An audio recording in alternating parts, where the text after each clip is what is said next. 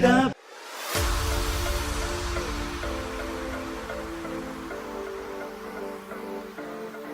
I'm feeling fresh, going over to my friend's house tonight. I'm feeling right, sexy ladies with their best dresses tonight. I told the DJ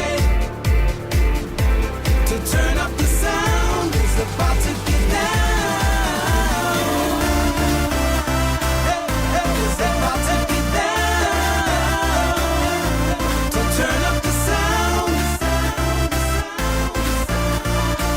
'cause it's about to get down.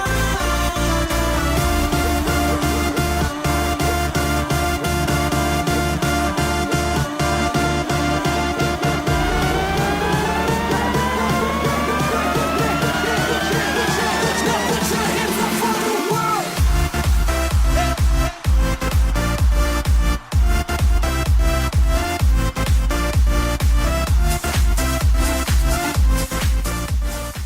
ผู้ชมคะตอนนี้นะคะหนุ่มเตยก็นั่งรถกับคุณปกิจนะคะแล้วก็คุณแม่เรียบร้อยแล้วนะคะก็ขออนุญาตนิดนึงวันนี้อาจจะเปลี่ยนธีมนิดนึงเพราะว่าพิธีกรมานั่งอยู่ข้างหลังนะคะเพราะว่าแคปข้างหลังเนี่ยมันค่อนข้างเล็กหนุ่มเตยก็เลยให้คุณแม่นั่งข้างล่างดีกว่าแล้วหนุ่มเตยตัวเล็กก็มานั่งข้างหลังแทนวันนี้เราก็เลยจะมีพิธีกรใหม่แทนสวัสดีค่ะทำหน้าที่แทนพิธีกรดีไหมคะไม่เป็นไรหน้าให้คล้ายกันเพราะภาพหนุ่มเตยตอนแก่หนุ่มเตยก็จะหน้าประมาณแม่ใช่แก่ทันที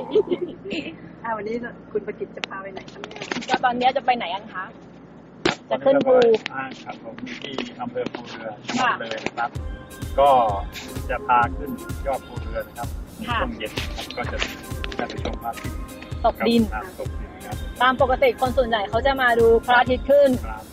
แต่ว่าวันนี้เราเปลี่ยนไงพระอาทิตย์ขึ้นบ่อยแล้วคนอื่นเขาดูกันจนเบื่อเราเปลี่ยนมาเป็นฟิลของพระอาทิตย์ตกดินกันนิดนึงว่าขึ้นมาบนภูเรือแล้วพระอาทิตย์ตกดินเป็นยังไงจะมีทะเลหมอกเหมือนตอนเช้าหรือเปล่านะคะก็มีทั้งสองบรรยากาศครับนักท่องเที่ยวก็จะมาดูช่วงเช้าก็เป็นช่วงมากแล้วก็ช่วงเย็นด้วยสองรอบค่ะ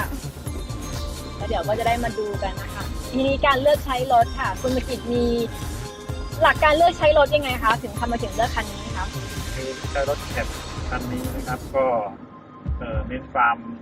สะดวกในการใช้งานนะครับเพราะว่าของผมนี่ก็จะมีการใช้งานเกี่ยวกับเรื่องการขนของด้วยนะฮะสัมภาระต่างๆขนลูกน้องไปทำงานอะไรอย่างนี้ครับก็เลยต้องใช้เป็นรถแคปซึ่งบรรจุได้มากกว่าใช่เวลาขนของก็ขนง่ายถ้าเป็นรถเก๋งมันจะขนอะไรไม่ได้เลยครับถ้าเป็นรถเก๋งนี่ก็จะเป็นรถนั่งนะครับเราใช้ประโยชน์น้อยอยู่ทางต่างจังหวัดก็จะนิยมใช้รถแบบนี้เป็นส่วนมากนะครับใช่บางทีเห็นเขาขับรถอยู่มีชาวบ้านโบกก็ให้นั่งข้างหลังก็ปลอดภัยเราด้วยก็มีน้ำใจด้วยให้เขาโดยสารมาก็เน้นเป็นโฟร์วิลที่ว่าไปธุระกันตามได้ใช่เพราะรถคันนี้จะมี2เกียร์นะคะคุณผู้ชมคือเกียร์สำหรับขึ้นเขาเลยครับผมพอเราจะขึ้นเขาก็ใช้อีกเกียร์นึงครับก็เป็นภูเขามีความลาดชันซึ่งในช่วงฝนตกนี่นะครับก็ลื่นนะเราใช้มีโฟร์วิลตัวนี้มันจะดีกว่าปลอดภัยแน่นอนครับต่อถนนมากกว่าด้วยครับใช่ครับคือถ้าเป็นรถเก่งบางทีมันก็ขึ้นเขาได้แต่ว่าเขาชันบางทีมันลำบากกว่าใช่ไหมคะครับผมรถเก่งก็สะดวกในการขับขี่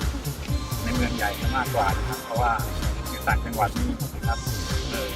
บางที่นะพอฝนตกหน่อยขึ้นมารถก็ไปไม่ได้สนามหญ้าล้อฟรีครับ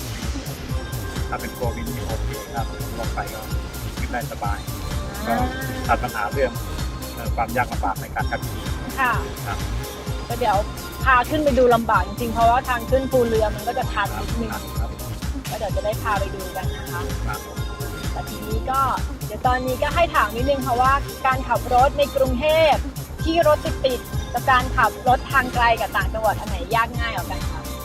ครับมันก็อย่างขับรถในกรุงเทพพูดถึงจะยากก็ไม่ยากนะครับเพราะว่าทุกคันทำเวลาได้ดีนะแบบติดไฟแดงนี่ก็ติดเท่ากันออกเร็วนะฮะอย่างต่างจังหวัดนี่จะขับยากหน่อยเพราะบางคันก็ขับช้ามากนะแล้วก็เลนช้าก็ยังมาวิ่งเร็วเนาะวิ่งเลนเร็ววิ่งช้ากลับกันนะครับใช่บางทีรถช้ามันวิ่งขวาครับใช่ครับแต่สำหรับต่างจังหวัดนี่รถติดก็ไม่มีนะครับก็สะดวกในเรื่องนี้แต่ต้องใช้ความระมัดระวังในการขับขี่ นะครับ เพราะว่ามียวดยานพาหนะที่ของชาวบ้านอย่างรถแท็กหรือว่ามีวัวมีควายเนี่ย อ๋อบางทีขี่ ครับ ควายวิ่งตัดหน้า ใช่ครับต้องระมัดระวังในจุดนี้ ค่ะ มันก็จะช่วยง่ายมันยากกันคนละแบบ ครับ ใช่ไหม ใช่ครับ แล้วถนัดอันไหนมากกว่ากันคะ แล้วก็คิดว่าในต่างจังหวัดนี่ขับรถด้วยความสบายใจกว่าเพราะมีวิวธรรมชาติสวยงามเนาะแล้วก็ไม่มีรถติดก็คงไม่เครียดอะไรนะ อ๋อขับอย่างนี้สบายกว่ามันไม่เครียด แล้วเราก็กำหนดเวลาได้เราจะไปถึงจุดนี้เวลาเท่าไหร่กำหนดได้เลย อ๋อ แต่กรุงเทพบางครั้งถ้าเจอรถติดก็ กำหนดไม่ได้หรอกค่ะ กำหนดไม่ได้ ใช่ถ้าจากบ้านหนูเลยสุขุมวิท62ไปเอ็มโพเรียม2 ชั่วโมงเคยมาแล้ว สร้างปิดพอดี แค่เนี้ย2 ชั่วโมงสุขุมวิทเหมือนกันนะคะสุขุมวิท62ไปสุขุมวิท20ใช่ไหมคะประมาณเนี้ย2 ชั่วโมงกว่ามันไปได้ยังไง แต่ว่าทางจังหวัดนี่คือกำหนดเวลาได้แน่นอน อย่างจากตัวภูเรือไป ค่ะ เพิ่งเลย50กิโลนี่ก็ใช้เวลาประมาณ30 กว่านาทีก็ถึงแล้ว อ๋อ50 กิโล30 กว่านาที ครับ กรุงเทพห่างกันไม่กี่เมตรใช้เป็นชั่วโมงเลย ครับเพราะฉะนั้นต่างจังหวัดก็คงน่าจะกว่า ค่ะคือขับผ่านจังหวัดจะดีกว่า ทีนี้ขับรถทางไกลบ่อยๆนี่มีเทคนิคอะไรที่ทำให้เราขับรถได้ทนบ้างไหมคะ ก็คืออย่างแรกก็ต้องตรวจสภาพรถให้พร้อมนะครับผม ค่ะ คือรถต้องพร้อมอยู่ตลอดเวลานะครับในการเช็คเครื่องยนต์นะครับลมยาง ค่ะ ต่างๆเนี่ยเราก็จะเน้นเรื่องความสมบูรณ์ของรถนะครับ แล้วก็ต่อไปก็ความสมบูรณ์ของคนนะฮะ นะคะ ก็ต้องนอนหลับเพียงพอนะ ถ้านอนไม่พอก็ไม่กล้ามาเหมือนกัน ก็ขับด้วยความระมัดระวัง เคยขับแล้วง่วงไหมคะ ก็มีครับผม แล้วทำยังไงอะคะ ก็ส่วนมากก็จะจอดปั๊มน้ำมันนะครับล้างหน้าล้างตาครับก่อน อ๋อบางทีก็จอดหลับมีไหมคะ ก็ไม่ถึงกับ อ๋อ หลับ นั่นไม่เคยจอดหลับ นะพอเข้าแวะที่ปั๊มน้ำมันเนี่ยฮะ ค่ะ พอพักผ่อนสักนิดนึงก็ฟื้นนะครับ อ๋อแล้วขับต่อ ก็ ได้ คือไม่ฟื้นนะครับ ไม่ฟื้นถ้าง่วงคือไม่ฟื้น ถ้าง่วงก็ไม่ฝืน น้ำก็หาที่พักก่อน เพราะว่าตามรายทางก็มีที่พัก ก็พักมาเรื่อยๆ พักมาเรื่อยๆก็ถ้าเน้นความรวดเร็วมันก็อาจจะไม่ปลอดภัยนะครับผม ค่ะ ก็คือคุณประกิตใช้การขับแบบเรื่อยๆ ชิวๆดีกว่า ไม่ต้องรีบ ถ้าไม่ไหวก็พัก ใช่ครับผม เพราะว่าเดินทางระหว่างภูเรือไปกรุงเทพเนี่ยคุณประกิตเดินทางบ่อย ก็ต้องเน้นเมาไม่ขับด้วยนะครับที่สำคัญ แล้วโชคดีที่คุณประกิตไม่ดื่มอยู่แล้ว ครับผมแต่ถึงไม่ดื่มถ้าเราไปกับเพื่อนก็ต้องระมัดระวังด้วย อ๋อทำไมอะคะ ครับผม บางทีเพื่อนมันอยู่เพื่อนเมา เพื่อนเมาเรานั่งรถเพื่อนไงฮะ อ๋อ ก็ต้องระมัดระวัง ค่ะแหมตอนนี้ก็เวลาที่เราขับตอนนี้นะคะ ก็เรียกได้ว่าเป็นเวลาเริ่มจะเย็นละตอนนี้ก็เป็นเวลา5:30ที่เราถ่ายทำกันนะคะคุณผู้ชมก็เดี๋ยวจะขึ้นไปดูพระอาทิตย์ตก บนยอดภูเรือ นี่ก็แปลงกุหลาบ ค่ะ ก็มีดอกไม้3ฤดูเพราะว่าเอาฤดูไหนก็ ค่ะ มีดอกไม้ให้ชมตลอดสำหรับทิวทัศน์ของเรือ เนี่ยอันนี้ก็ดอกไม้สวยเชียว ครับ ดอกใหญ่ กุหลาบ แล้วเราขับรถทางไกลอย่างนี้เราเคยแบบมีปัญหาเช่นรถเสียหรือมีอุบัติเหตุนี้บ้างไหมคะ อุบัติเหตุก็ยังไม่เคยเจอครับ ดีแล้วค่ะ ภาวนาไม่ให้เจอรถเสียก็คงไม่มีเพราะว่าผม เราเช็ครถตลอดโอ้โหถือเป็นเรื่องที่ดีมากเพราะว่าขับรถทางไกลบ่อย อันนี้ก็10 ปีนะไม่เคยเสียเลย ๆโอ้โห นี่ขนาดรวยขนาดนี้นะคุณประกิตยังใช้แบบนี้อยู่ ครับ ค่ะ เศรษฐกิจพอเพียงจริงๆเลยนะ ใช่ใช่ ก็เห็นว่าเราใช้งานก็ให้มัน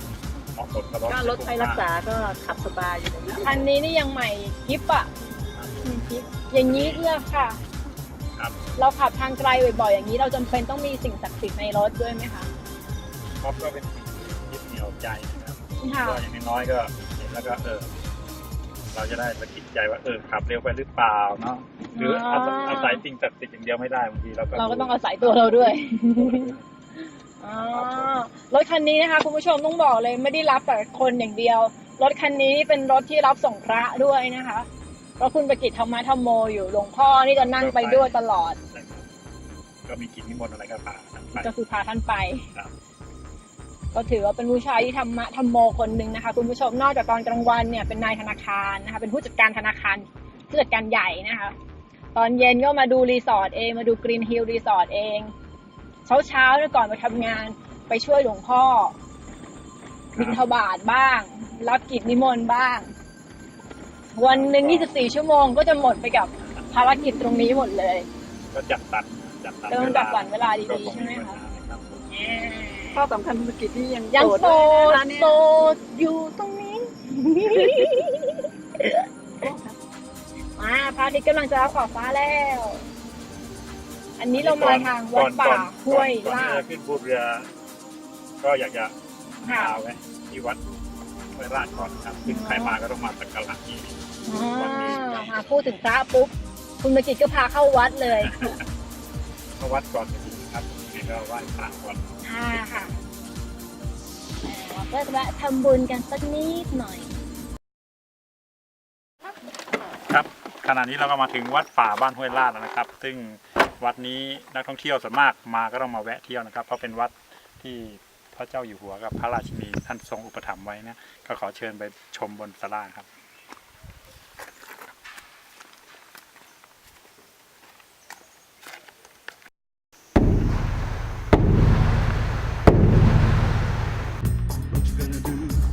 when you are too slow.